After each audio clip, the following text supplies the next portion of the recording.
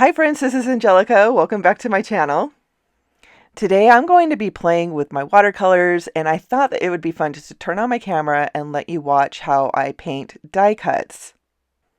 These adorable mushrooms are from the Greetery's Toadstool Garden.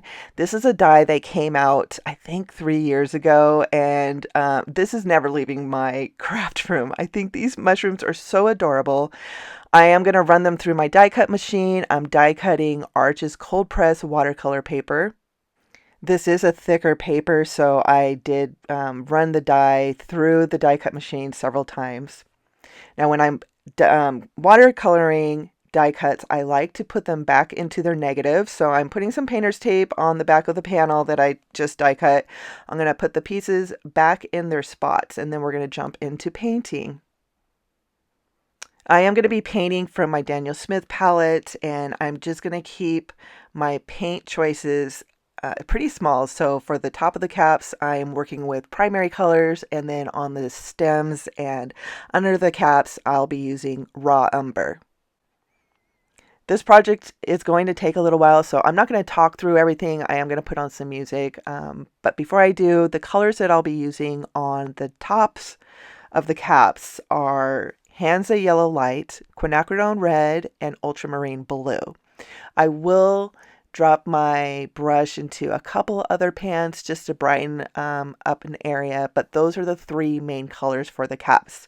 So I'm going to put on some music now, let you watch what I'm doing. I am watercoloring, so you do need to trust the process, okay? It's going to look like a hot mess by the time I'm done, but when I get everything out of their negatives and glued together, these mushrooms are so adorable. So I'm going to put on some music now, and I'll be back in a couple minutes.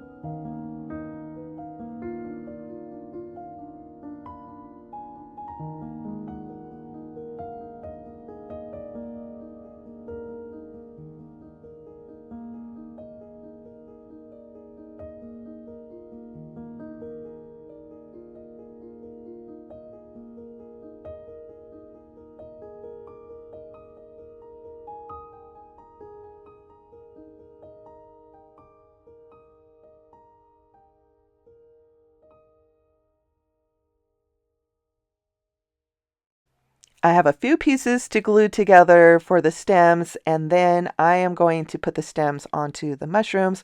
Now the mushroom caps do have a slit in them, so the stems just slide right into that slit, and then I'll add some glue to the back just to keep the pieces together. This die set does come with an assembly guide to help you piece the mushrooms together. I've made these many, many times, so I didn't need the guide, but I should have put it on screen so you can see it. Sorry about that. All right, so I'm going to show you two large mushrooms here. Now, the one in my left hand, I did use a warm red. I used Scarlet, and I wanted you to see the difference between a warm red and a cool red, which was on the right side mushroom. So, and I did do that on a second panel. I watercolored a second panel off screen just to play with different colors. Now I am moving on to a different watercolor paper. This is Canson XL. I don't do too much watercoloring on this paper. I like it more for mixed media projects and for like ink smushing, what I'm doing here, ink blending. It is a really strong, heavyweight paper, and it can take a lot of abuse.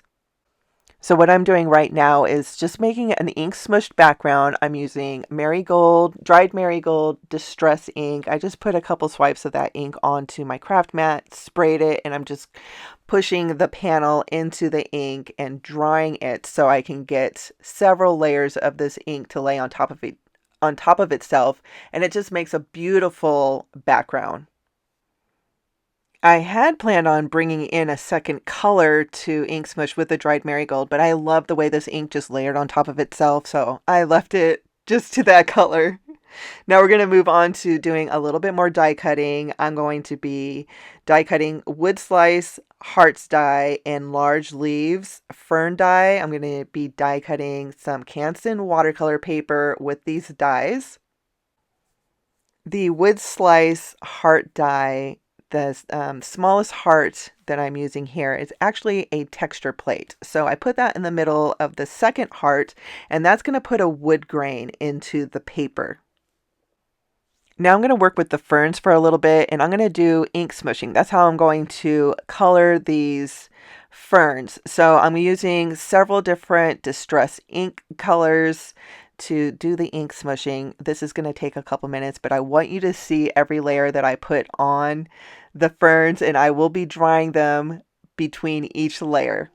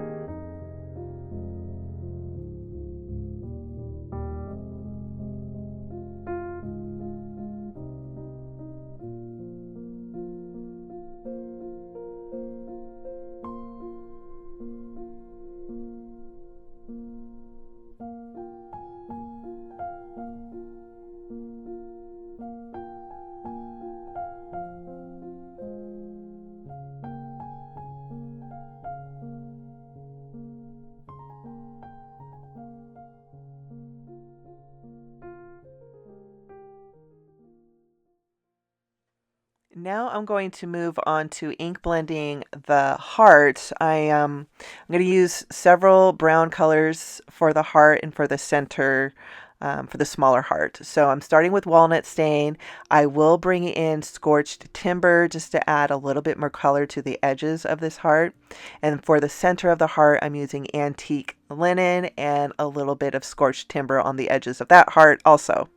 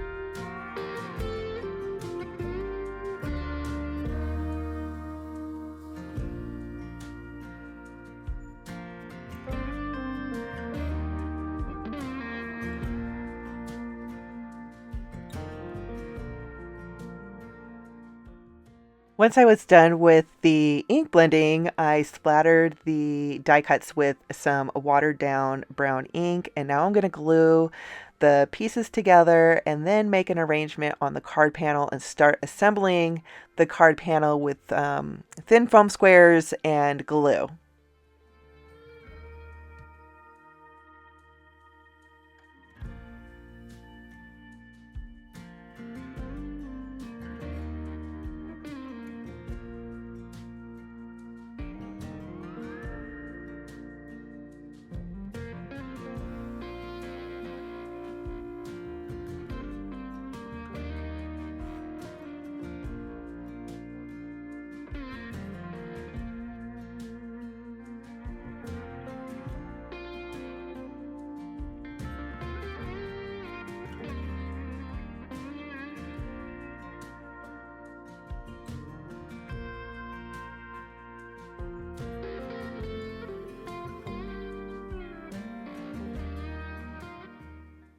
Once I had the mushrooms in place, I wanted to ground them. So I am going to put a shadow under them. I am using scorched timber ink to do this. I just did a little smush on my work, on my mat, and sprayed it with water to thin that ink out, and just drawing a small thin shadow under the mushrooms. And just to give it a little bit more interest, I did do a second layer right under the mushrooms just to darken that area up.